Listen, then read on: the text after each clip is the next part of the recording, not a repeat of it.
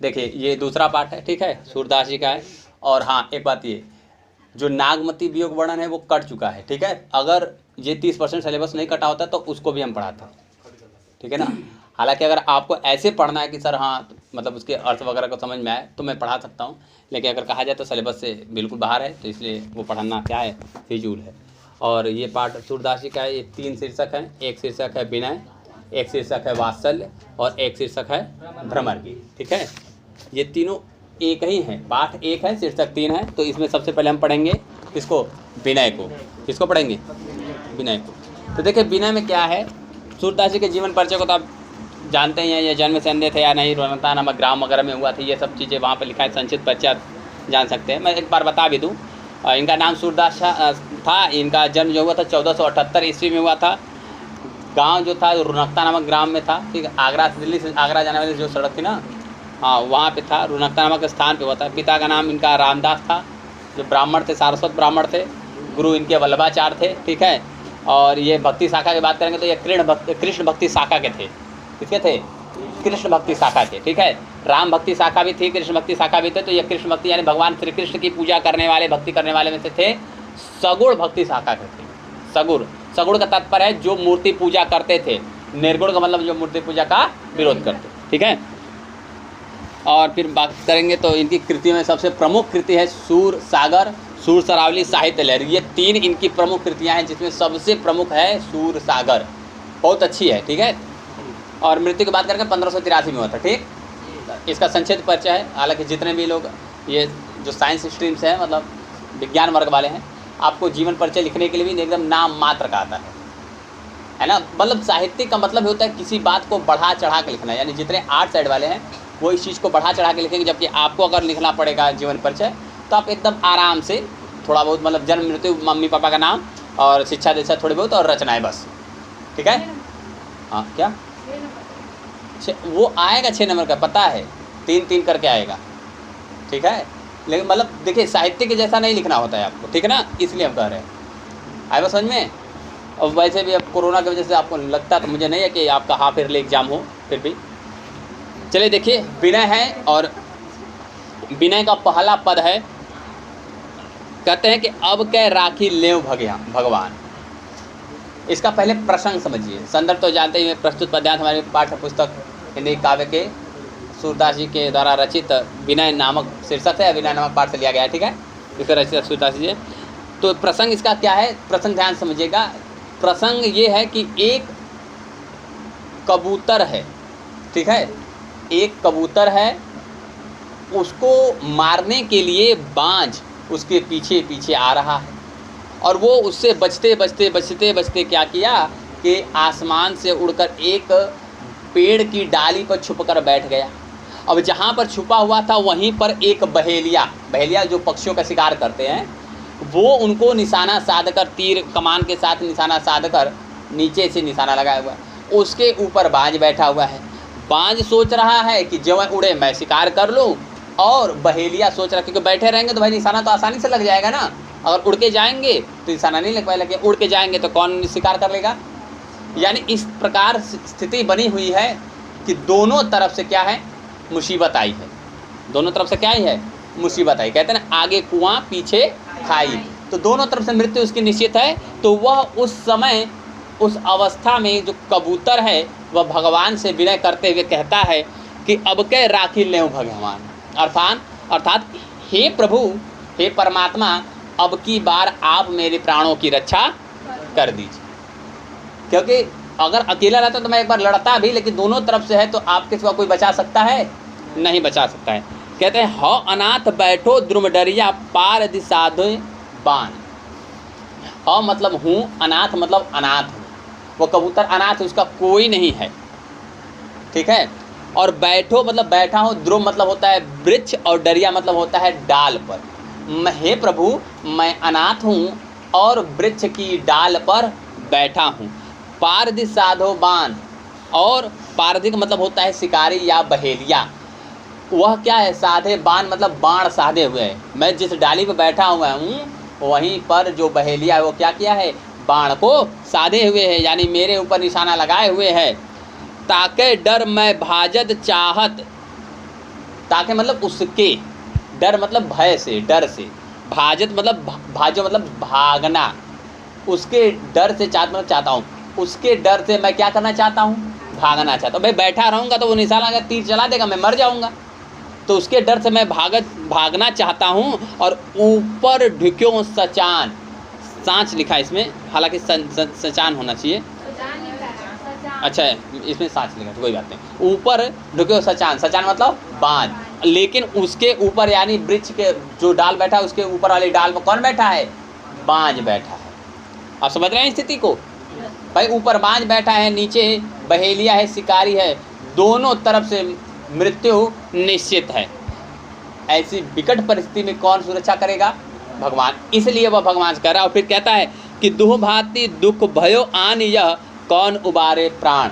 दुह मतलब दोनों तरफ से, भांति मतलब प्रकार से, दोनों प्रकार से दुख मतलब दुख भयो मतलब हुआ है, आनी मतलब आना, मेरे ऊपर दोनों तरफ से दुख आना हो, यानी दोनों तरफ से मृत्यु निश्चित है। समस्या और दुर्घटना जो है वो दोनों तरफ से मेरे साथ घटने वाली है, मृत्यु हमारा निश्चित है, उधर से भी संकट है, इधर से भी संकट। और कौन उबारे प्राण, मेरे प्राण को कौन उबारेगा, उबारना मतलब बचाएगा।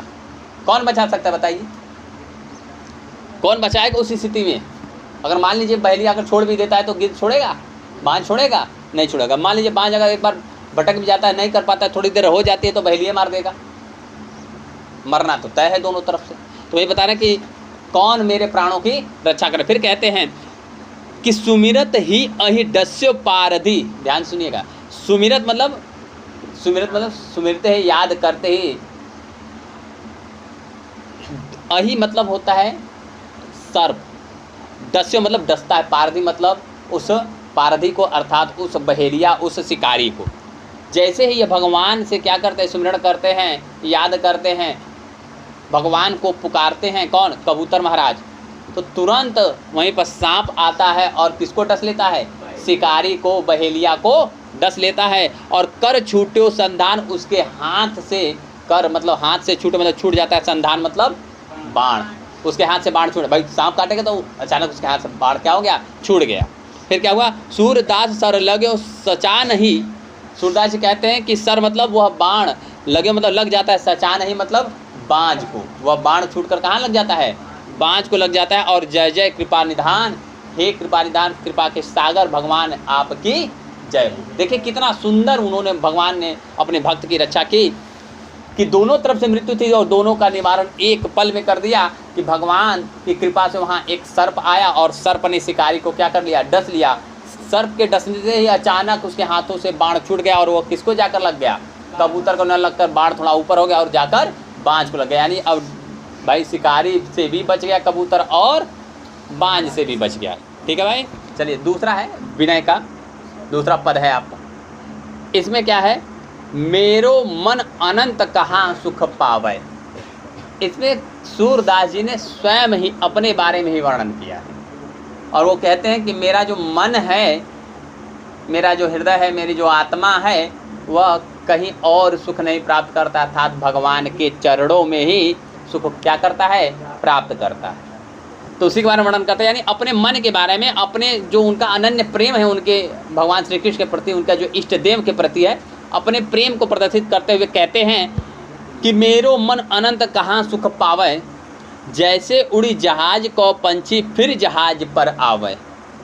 जैसे मतलब ठीक उसी प्रकार उड़ी जहाज को पंछी, जैसे किसी समुद्र में जहाज हो, समुद्र अनंत है, बहुत दूर दूर तक है, अगर उस पर कोई पंछी बैठा हुआ है और वह सोचे कि हम जहाज को छोड़कर उड़ जाएं, और अगर उड़ भी जाएगा तो दूर दूर तक उड़कर कहीं बैठने का ठिकाना नहीं होगा, फिर वहीं क्या करेगा, जहाज पाएगा। ठीक उसी प्रकार मैं अगर भगवान से अपने मन को हटा भी लूँ एक पल के लिए, तो दूर दूर तक देखता हूँ कहीं सुख नहीं मिलता है, तो मैं वापस इन्हीं के चरणों में आ जाता हूँ। वही बताते हैं कि जैसे उड़ी जहाज को पंछी, ठीक उसी प्रकार जिस प्रकार एक पंछी जो जहाज से उड़ता है, फिर कहीं भी ठिकाना न मिलने पर वापस उसी जहाज पर, फिर जहाज पर आवे, वापस जहाज पर आ जाता है, ठीक उसी प्रकार मेरा मन भी भगवान श्री कृष्ण के चरणों को छोड़कर, राधा रानी के चरणों को छोड़कर कहीं भी अन्यत्र सुख प्राप्त नहीं करता है। कमल नयन को छाड़ी महात्म और देव को धावे। कमल नयन, भगवान श्री कृष्ण के जो नेत्र हैं वो कैसे हैं, कमल नयन है, यानी कमल के जैसे उनके नयन हैं, नेत्र हैं, उनको छोड़कर महात्म, महात्म का मतलब होता है महात्मा, मैं उनको छोड़कर, यानी कमल नयनों वाले भगवान श्री कृष्ण को छोड़कर मैं कहाँ से और देवों को ध्याऊं, यानी उनका ध्यान करूं। कमल नयनों वालों को छोड़कर उनसे अगर कोई महान हो सकता है? किसी का नयन कमल से भी सुंदर हो सकता है?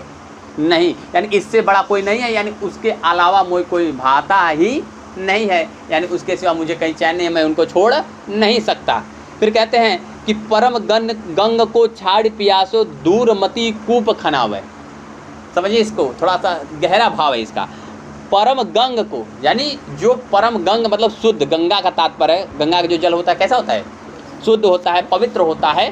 भाई गंगा में स्नान कर ले तो आपका पाप धुल जाए। तो ये कहते हैं कि परम गंग को, परम गंग का मतलब बहुत जो उत्तम क्वालिटी का, उत्तम प्रकृति का जो जल है, उस गंगा जल को छोड़कर प्यासो मतलब प्यासा व्यक्ति दूरमती कूप खनावे। दूरमती का मतलब होता है दुर्बुद्धि होकर कूप यानी कुआं को खुदाई करे। कहने का तात्पर्य है कि भगवान को छोड़कर, भगवान श्री कृष्ण को छोड़कर, उनके चरणों को छोड़कर मैं अगर कहीं और जाता हूँ तो ठीक उसी प्रकार है कि गंगा जल को मैं छोड़कर, दुर्बुद्धि है, मेरी बुद्धि नष्ट हो गई है कि मैं प्यासा हूँ, मुझे मेरे सामने गंगा जल है, मैं उसे न पीकर दूर जाकर कहीं कुआं खोद कर पानी पीना चाहता हूँ। यानी दुर्बुद्धि की तरह हूँ मैं कि मैं गंगा जल को छोड़कर क्या कुआं खुदाई करके पानी पीना चाहता हूँ।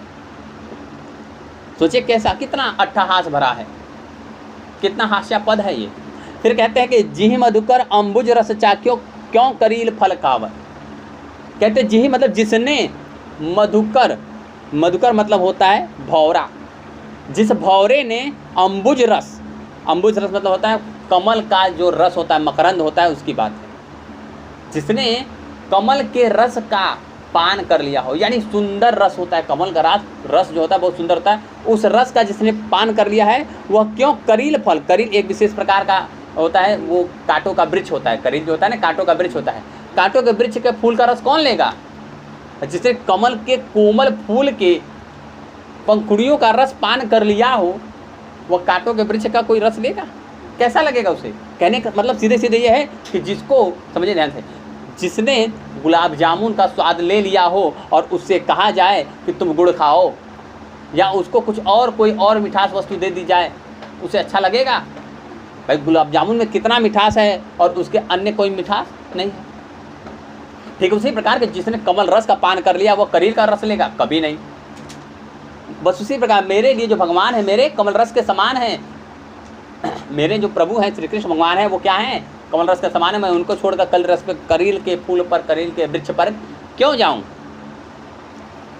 ठीक है, यानी व्यर्थ परिश्रम करना होता है। जैसे ऊपर वाले व्यर्थ परिश्रम है, गंगा जल सामने पड़ा है तो क्यों व्यर्थ परिश्रम करके कुआं खोद रहे हैं? एक तो प्यास लगी है, कुआं खोदेंगे और प्यास लगेगी, तो ये तो व्यर्थ मेहनत है ना। आपके सामने प्रत्यक्ष भगवान हैं तो उसे हम दर्शन करें, क्यों ना करें? बस उसी तरह आपके सामने कमल रस पड़ा हुआ तो क्यों करील के पौधे पर जाएंगे आप?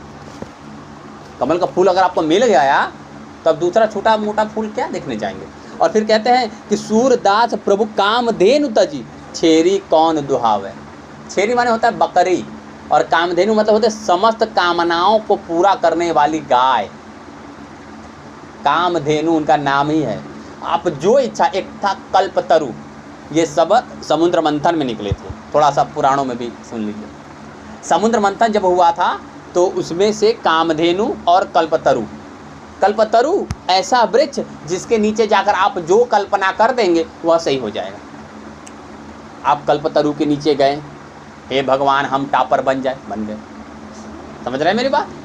उसी तरह कामधेनु है, कामधेनु ऐसी गाय थी कि आप उसके सामने कोई भी पात्र लेकर जाइए, वो पात्र भरकर उससे ज़्यादा ही दूध देगी।